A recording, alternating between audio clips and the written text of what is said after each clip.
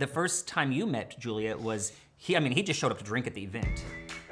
And so like, our dream was to redo the kitchen, which was our dream since we moved in. But once you move in, your stuff's in the house. You're like, oh.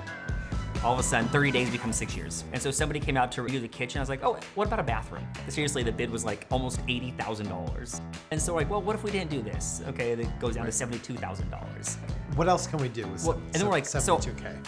So if we don't put that money into this house and we actually look at a different house, Right.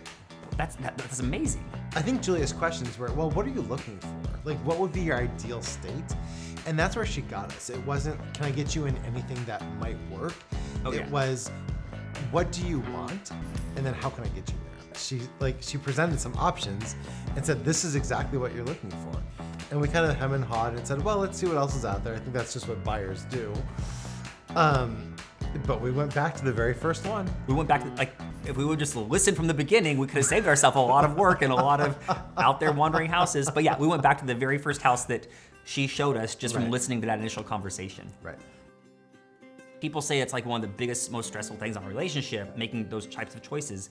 But really for us, it was so easy. Julia navigated every step of the way. Like, Julia would email me or text us in a group text with a checklist of what needs to be done the next few days. And she's like, I will do this for you, I will do this, I will do this. We'll get this signed here, we can do this, I'll come to you.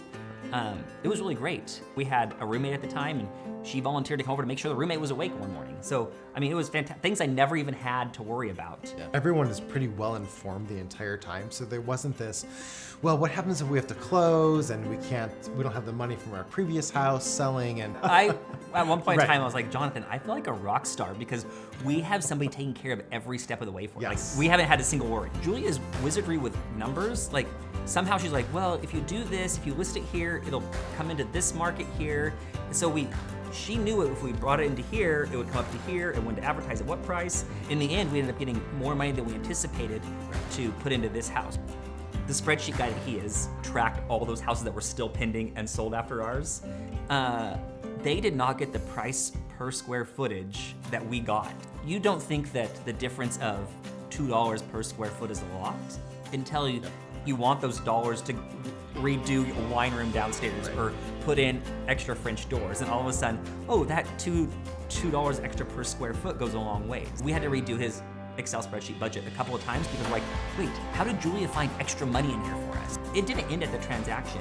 So it's not that she just gave us a weed whacker and left. She was here for the long term. We're like, hey, Julia, we're thinking about painting. And she's like, oh, I know a painter. But every time there was a problem, Julia didn't come to us with a problem. She came to us with solutions. And that's the value that I think she really brought to us through all of that, was navigating some difficult personalities, some challenging timelines. And that's where I was like, hands down, yes, I will absolutely recommend Julia to everyone. It worked out so well for us.